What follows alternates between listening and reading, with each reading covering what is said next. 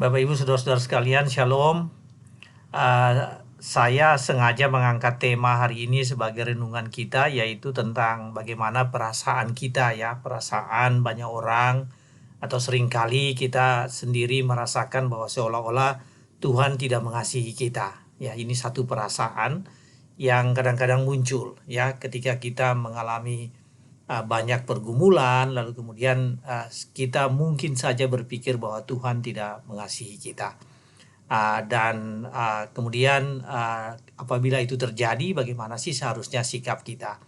Nah, saya sengaja mengambil mengangkat tema ini ya berdasarkan atas surat atau kitab Maleaki ya. Jadi kitab Maleaki adalah salah satu kitab ya yang terakhir di dalam Perjanjian Lama, dan sebetulnya sedikit menjelaskan tentang transisi dari Perjanjian Lama ke Perjanjian Baru. Nah, kita akan membaca dari Maleaki pasal 1 ayat 1 sampai ayat 5 ya. Jadi itu merupakan basis renungan kita. Itu tidak lain adalah pembukaan dari semacam pendahuluan, paragraf pendahuluan dari kitab Maleaki ya. Kita akan melihat itu, tapi izinkan saya untuk menjelaskan sedikit tentang kitab Maleaki ini. Jadi Maleaki atau messengers of God ya. Jadi utusan Tuhan ya, ini bisa saja nama seorang nabi ya. Tetapi nama ini pun sering dipakai secara keseluruhan menunjukkan tentang nabi atau utusan Tuhan ya, orang yang diutus oleh Tuhan. Ya, Maleaki surat ini atau kitab ini terjadi atau ditulis sekitar 450 tahun sebelum kelahiran Kristus atau sebelum Masehi. Ketika orang-orang Israel baru saja kembali ke Yerusalem dari pembuangan mereka ke Babilonia. Ya, kita tahu setelah dibuang ke Babilonia, kemudian Babilonia jatuh ke Persia, otomatis orang Israel dibawa di pembuangan, dibawa kerajaan Persia, dan pada zaman Raja Kores mereka dikirim balik ya, mereka dikirim balik ke Yehuda atau ke Yerusalem. Ada sekitar 50.000 orang yang kembali ke Yerusalem. Ada 3 kali masa kembalinya mereka ke Yerusalem, ada 3 tahap. Saudara sekalian, kitab ini terjadi ketika ditulis ketika atau Nabi Maleaki ini bernubuat ketika tembok Yerusalem sudah direnovasi, ketika bait Allah sudah diperbaiki, dan bait Allah dengan ukurannya yang sedikit lebih kecil dari ukuran sebelumnya.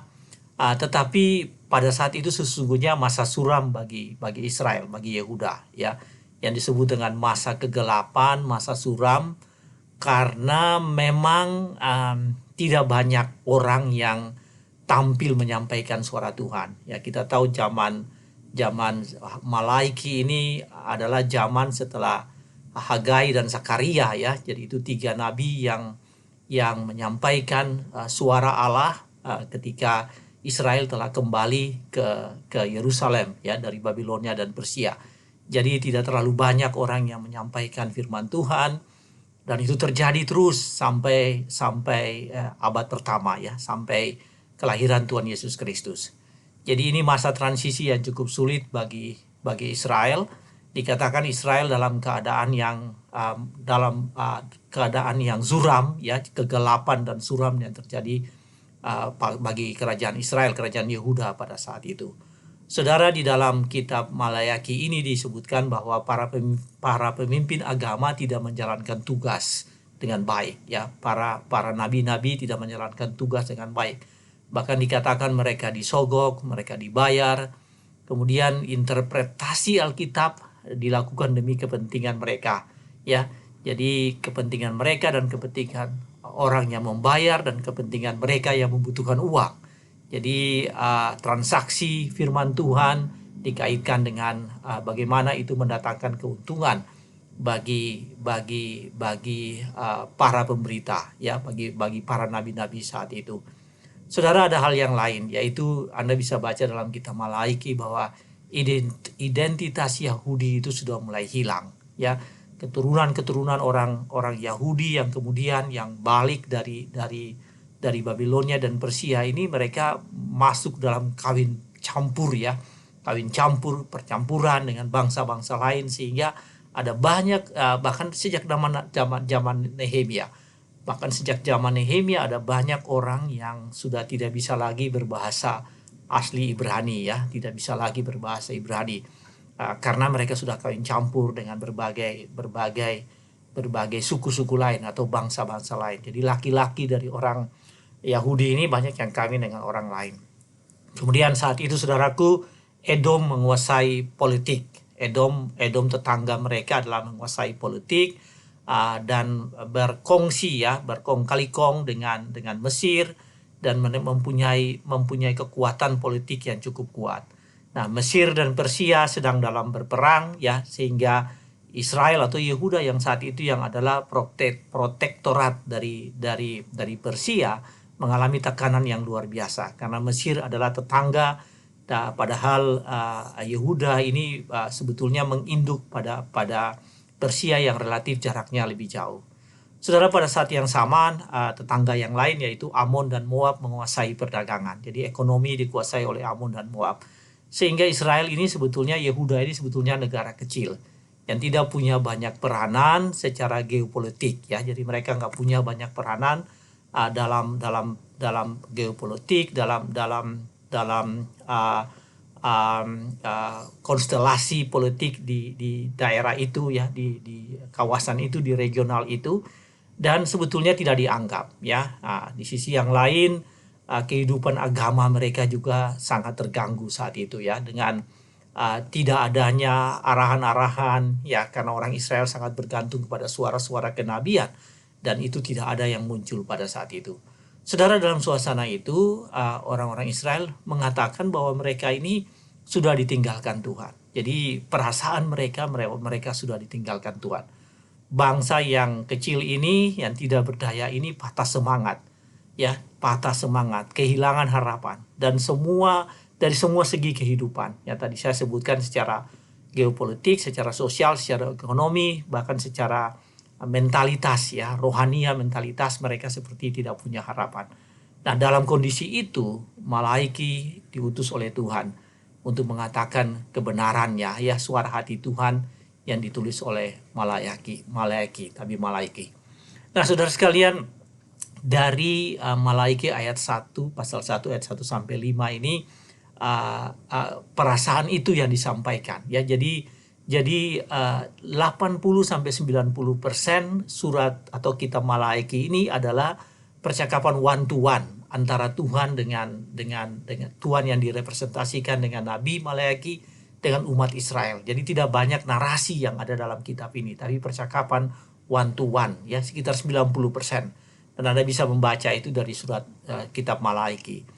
Nah, hal yang penting yang terdapat dalam pasal 1 ayat 1 sampai 5 ini yaitu bahwa perasaan Israel itu ditegur oleh Tuhan. Apa yang Israel berpikir atau merasakan bahwa seolah-olah Tuhan telah meninggalkan mereka, ditegur oleh Tuhan. Bahwa seolah-olah Tuhan tidak lagi mengasihi mereka, itu ditegur oleh Tuhan, dikoreksi oleh Tuhan. Dan saudara, mari kita melihat hal itu. Nah, ada 3 hal yang saya coba mengangkat dari bagian ini. Yang pertama, ketika Anda merasakan bahwa seakan-akan Tuhan tidak mengasihi Anda, apa yang harus Anda perbuat? Seolah-olah, saya harus menggunakan kalimat ini, seolah-olah atau seakan-akan Tuhan tidak mengasihi Anda lagi, apa yang harus Anda perbuat? Jawaban pertama, Anda harus ingat akan status Anda sebagai orang yang telah menerima anugerah Tuhan. Jadi ketika Anda mengajukan pertanyaan yang sama atau merasakan hal yang sama, hal pertama yang Anda harus ingat bahwa Anda itu spesial, Anda adalah orang yang spesial, Anda adalah pribadi yang spesial yang telah menerima anugerah Tuhan. Saudara, mari kita melihat kebenaran itu di dalam Alkitab. Nah, di dalam ayat 2 dikatakan demikian. Tuhan mengasihi Israel. Jadi judul dari ayat 2, pasal 1 ayat 2 ini, Tuhan mengasihi Israel, judul perikopnya. Kemudian dikatakan begini ayat 2, aku mengasihi kamu, firman Tuhan. Aku mengasihi kamu, firman Tuhan. Saudara, kata aku mengasihi kamu ini sebetulnya satu kalimat sempurna. Ya, jadi frasa aku mengasihi kamu ini satu kalimat sempurna. Yang sebetulnya kalau dalam bahasa Inggris itu disebut dengan present participle ya. Jadi participle tense ya, ini satu kalimat yang sempurna. Dibacanya sedemikian, aku telah mengasihi kamu sejak dulu dan sampai sekarang aku telah mengasihi kamu. Dalam bahasa Indonesia kita sebut aku mengasihi kamu ya, kelihatan sangat sederhana, sangat simpel, tapi sebetulnya mengandung makna aku telah mengasihi kamu. Aku telah mengasihi kamu sejak dulu dan sampai saat ini aku masih mengasihi kamu. Dan seterusnya aku masih mengasihi kamu. Jadi dari dulu aku mengasihi, sekarang aku mengasihi, dan seterusnya aku mengasihi kamu. Saudara, Israel memang ragu ya. Kenapa mereka ragu? Karena mereka tidak memahami akan kasih Tuhan ini. Sebab itu mereka bertanya, dengan cara bagaimanakah engkau mengasihi kami? Saudara perhatikan itu di ayat selanjutnya ya. Jadi ayat 2 tadi mengatakan begini, aku mengasihi kamu, firman Tuhan. Tetapi kamu berkata, jadi Tuhan berkata aku mengasihi kamu, tetapi kemudian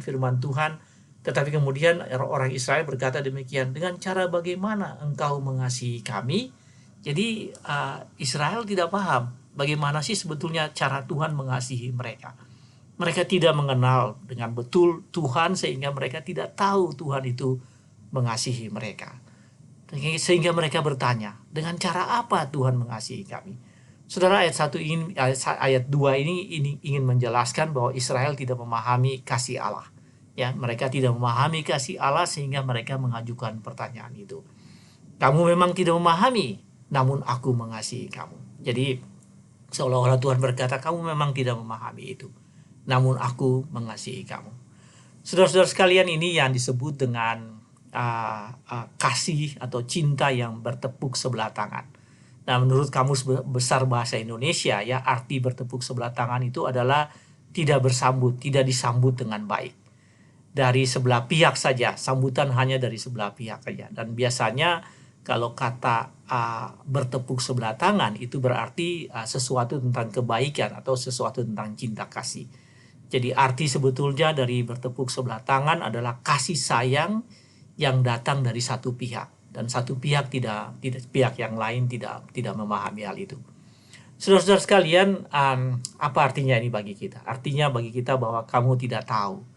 Kamu bertanya, Anda tidak tahu, Anda bertanya, Anda ragu, Anda khawatir. Anda mungkin bingung dengan keadaanmu. Dan firman Tuhan malam ini ingin menyatakan demikian, bahwa kita tidak boleh bingung, Anda tidak boleh bingung. Jangan bertanya pada Tuhan, apakah Tuhan mengasihi saya, masih mengasihi saya atau tidak. Saudara, apabila Anda melakukan pertanyaan itu, berarti itu tandanya Anda tidak mengenal Allah. Dalam keadaan apapun, dalam situasi apapun, Allah tetap mengasihi kamu. Tuhan mengasihi dan dengan cara yang sulit untuk Anda pahami. Saudara, Anda tidak bisa memahami kasih Tuhan kepada Anda. Ya, Tuhan mengasihi Anda dengan cara Tuhan, dengan kasih setia Tuhan, dengan anugerah Tuhan yang tidak mungkin Anda pahami seutuhnya. Tetapi Anda harus percaya bahwa Anda adalah orang atau pribadi yang dikasihi Tuhan. Karena itu percayalah dan gunakan bagaimana Tuhan telah menjamah Anda, telah mengasihi Anda, telah mengaruniakan keselamatan kepadamu, itu sebagai satu garansi kehidupan. Jadi dengan cara begitu Anda akan memahami bahwa Anda tidak akan bertanya bahwa apakah Tuhan mengasihi saya atau tidak. Tuhan tetap mengasihi saya, mengasihi Anda, meskipun Anda merasa seolah-olah Anda tidak dikasihi. Saudara sekalian, hal yang kedua dari firman Tuhan dari Malayaki pasal 1 ayat 1 sampai 5 ini, yaitu ketika Anda merasa bahwa seolah-olah Anda tidak mengasihi, maka apa yang Anda harus lakukan? Anda melihat bukti-bukti yang terjadi di sekitar Anda, atau evidence atau bukti-bukti yang terjadi di sekitar Anda. Kemudian Anda komparasi itu, Anda bandingkan itu, sehingga Anda bisa merasa bahwa oh ya, ternyata saya ini dikasihi Tuhan. Apa yang saya pikirkan itu salah. Saudara sekalian, mari kita lihat kebenaran ayat ini ya, kebenaran firman Tuhan tentang hal ini. Jadi setelah tadi percakapan Tuhan seperti itu ya, Israel bertanya, dengan cara bagaimanakah engkau mengasihi kami? Kemudian Tuhan menjawab, bukankah Esau itu kakak Yakub? Ya, bukankah Esau itu kakak Yakub? Demikianlah firman Tuhan. Namun aku mengasihi Yakub, tetapi aku membenci Esau. Saudara, Tuhan berkata kepada Israel saat itu, bukankah Yakub itu adalah adik dan Esau adalah kakak. Jadi mereka ini saudara kembar kan ya. Jadi Esau adalah kakak. Dan Esau itu adalah Edom. Yakub adalah Israel. Saudara, menurut tradisi ya, menurut tradisi harusnya Yakub ini yang mendapatkan perlakuan istimewa. Tapi Tuhan ternyata tidak memilih, harusnya Edom mendapat perlakuan istimewa. Tetapi Tuhan ternyata tidak memilih Edom, tapi Tuhan memilih Yakub, Tuhan memilih Israel. Nah, inilah pilihan Tuhan, dan kasih dan pilihan Tuhan itu ditunjukkan kepada Yakub atau kepada Israel, bukan kepada Esau atau kepada Edom.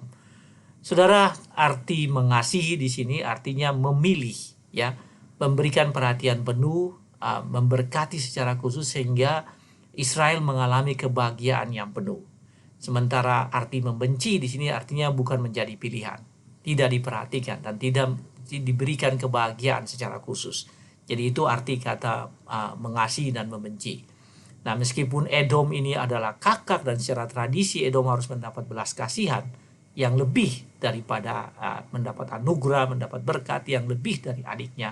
Tapi ternyata Tuhan memilih yang lain. Tuhan memilih Israel, Tuhan memilih Yakub sebagai pilihannya, bukan Esau atau Edom sebagai pilihannya. Saudara, pada saat firman Tuhan ini disampaikan, pada saat Nabi Maleaki menyampaikan firman Tuhan itu, memang Edom dalam keadaan yang sangat berjaya. Ya, Edom dalam keadaan yang sangat berjaya. Tadi saya sebutkan bahwa Edom menguasai politik dan mereka karena beraliansi dengan Mesir ya, jadi mereka mendapat kekuatan yang cukup banyak ya. Jadi Edom sangat mempunyai kekuatan pada saat itu, sehingga Yehuda atau Israel ini seolah-olah tersisihkan ya. Dan tetapi Tuhan berkata lain ya. Pada zaman Maleaki ini memang Edom masih ada, namun kemudian Tuhan berjanji bahwa Edom akan dihancurkan. Jadi Edom tidak bisa berbangga karena Edom akan dihancurkan. Saya ingin membaca itu dari ayat 3 dan ayat 4 ya. Ayat 3 mengatakan begini, tetapi membenci Esau, tetapi Tuhan membenci Esau. Sebab itu aku membuat pegunungannya menjadi sunyi sepi, dan tanah pusakanya aku jadikan padang gurun.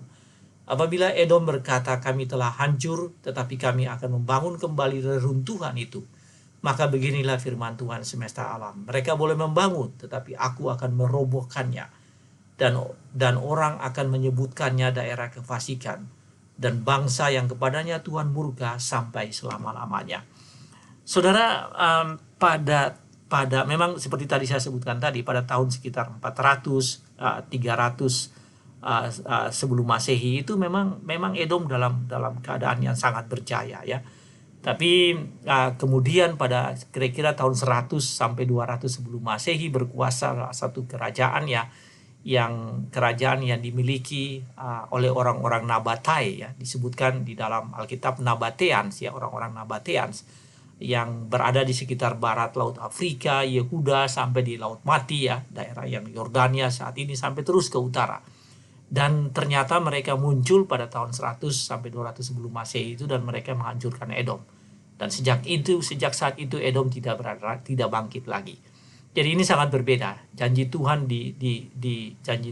dinyatakan ya kira-kira 100-200 tahun kemudian. Jadi firman Tuhan yang disampaikan melalui Nabi Maleaki ini dinyatakan 100-200 tahun kemudian, bahwa Edom dihancurkan dan tidak bisa bangkit. Sementara apa yang terjadi dengan Israel memang juga kecil, juga dijajah, pada akhirnya juga dijajah oleh Romawi ya, setelah Edom ini ya kemudian dijajah oleh Romawi.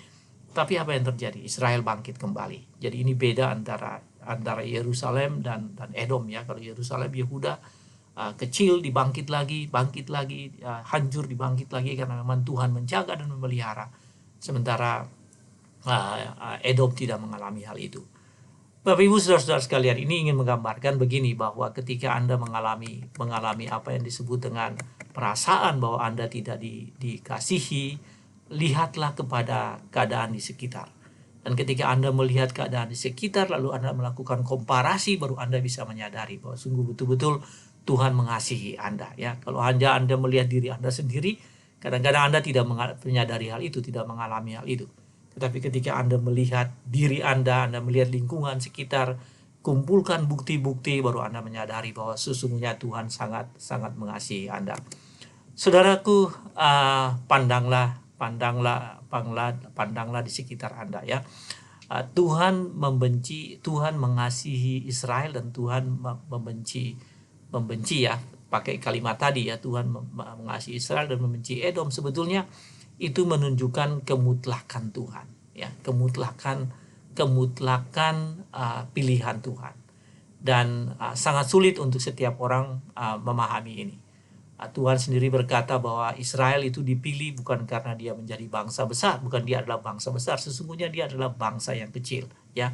Tetapi pilihan Tuhan itu adalah karena memang Tuhan punya pilihan.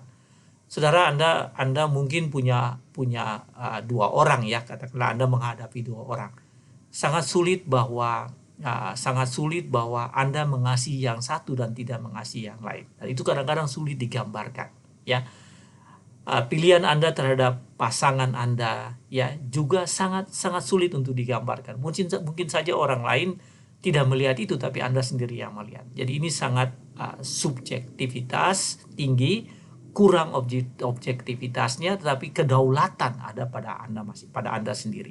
Jadi pilihan itu bersifat pribadi dan tidak bisa diganggu gugat dan tidak bisa dibandingkan ya, mengapa saya memilih yang satu dan tidak memilih yang lain. Sudah pernah terjadi di Olimpiade ya, beberapa saat yang lalu, sekitar 8 tahun yang lalu ya, seorang atlet dari Eropa Timur, dia menjuarai Olimpiade dan dia menjadi favorit di negaranya. Jadi banyak gadis yang menyenangi dia. Tapi pada akhirnya pada saat upacara penyerahan medali kepada dia ya, di pasangannya itu bernama Marlin. Dia katakan, Marlin, please marry me ya, silakan nikahi saya. Aku mencintaimu, dia katakan begitu. Padahal pada saat itu banyak gadis yang menginginkannya, tapi dia punya pilihan. Dan pilihannya itu adalah otoritas dia. Ya, saudara, demikianlah kira-kira gambaran kasih Allah kepada kita, bahwa Allah atau kepada Israel. Allah memilih Israel karena memang pilihan Allah, dan itu tidak bisa dibandingkan. Ya, tidak bisa diganggu gugat, tidak bisa dibandingkan karena kemutlakan dan otoritas Allah untuk menyayangi seseorang. Dan mengasihi Israel dan tidak mengasihi Edom. Saudara, ketika Anda menghadapi perasaan seperti itu, Anda harus pandangilah di sekitar Anda, bandingkanlah diri Anda dengan yang lain, dan hitunglah berkatmu, count your blessing, name your blessing, name them one by one. Ada lagunya ya, count your blessing, name them one by one, count your blessing, see the Lord has done ya. Jadi hitunglah berkatmu, lihat evidence, baru Anda menyadari bahwa sesungguhnya Tuhan mengasihi Anda. Anda akan mendapatkan bukti-bukti bahwa Allah sangat mengasihi Anda sebagai anak-anaknya ketika Anda melihat di sekitar Anda ya. Itu yang kedua. Dan yang terakhir, saudara sekalian, yang ketiga, yaitu diambil dari Malaiki pasal 1 ayat 5 ya, yang mengatakan ketika Anda yang berarti bahwa ketika Anda merasakan bahwa seakan-akan Tuhan tidak mengasihi Anda, ingatlah akan janji Tuhan. Tuhan telah berjanji bahwa dia akan tetap mengasihi Anda. Surah ayat 5 mengatakan begini ya, saya baca dari ayat 5. Ayat 5 mengatakan, matamu akan melihat, ya ini kata Tuhan kepada Israel ya, matamu akan melihat dan kamu sendiri akan berkata, Tuhan Maha Besar sampai di luar daerah Israel. Jadi ini sebetulnya menggambarkan tentang Allah yang berkuasa atas alam semesta, Allah yang mengasihi orang bahkan melampaui batas-batas Israel. Allah mengasihi sesama, Allah mengasihi manusia, Allah mengasihi dunia ini. Sehingga dikatakan di sini Tuhan sendiri berkata kepada Israel, matamu akan melihat dan kamu sendiri akan berkata Tuhan Maha Besar sampai di luar daerah Israel, menjangkau banyak orang melebihi daerah Israel. Saudara, ini janji Tuhan. Engkau sendiri akan melihat dan mengalami itu. Tuhan mengasihi Israel lintas generasi dan lintas zaman. Tuhan berkuasa selama-lamanya dan tidak ada satupun di dunia ini yang dibawa dan kendali kuasa Tuhan. Sampai di daerah-daerah terpencil, sampai di tempat-tempat yang menurut kita Tuhan tidak ada di sana. Di sana pun Tuhan berada. Tuhan mengasihi kasih Tuhan itu menjangkau begitu luas, menjangkau setiap tempat, bahkan di tempat-tempat yang terpencil, terkecil sekalipun. Saudara, saya pernah mengalami ya pada tahun 1985 di Pulau Selayar. Pulau Selayar itu berada di Sulawesi Selatan, desa kecil.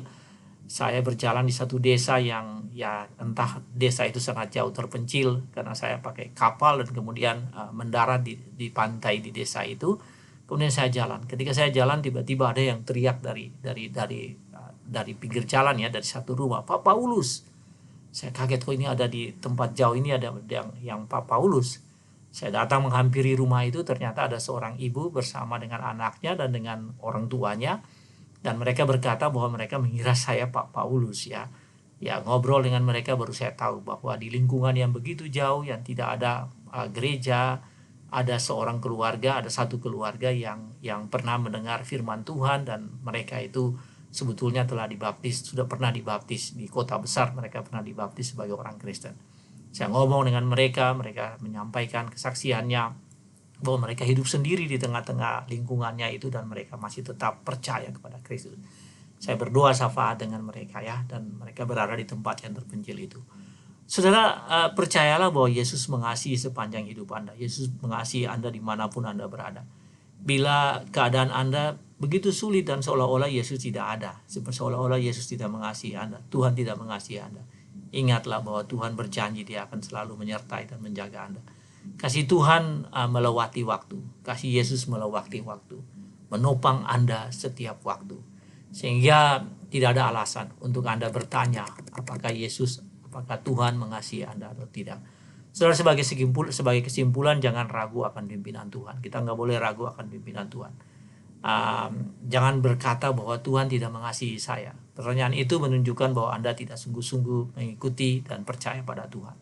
Kalau Anda sungguh-sungguh mengikuti Tuhan, percaya kepada Tuhan, bersekutu dengan Tuhan, tidak mungkin Anda mengatakan, "Oh, seperti Tuhan tidak mengasihi saya lagi." Dan jangan mengeluh, tapi sebaliknya keluar dari keadaan sulitmu, mengucap syukur, dan sebaliknya beritakan kasih Tuhan, supaya memang yang tadi disebutkan bahwa nama Tuhan Allah dikenal, kasih Tuhan dikenal antar generasi melampaui Israel. Itu bisa Anda lakukan, itu Anda bisa wujudkan itu dengan peran Anda sebagai orang-orang yang diutus Tuhan dimanapun Anda berada. Saudara sekalian, pelajaran dari firman Tuhan pada hari ini, jangan sekalipun berkata bahwa Tuhan tidak mengasihi saya. Tuhan tetap mengasihi Anda.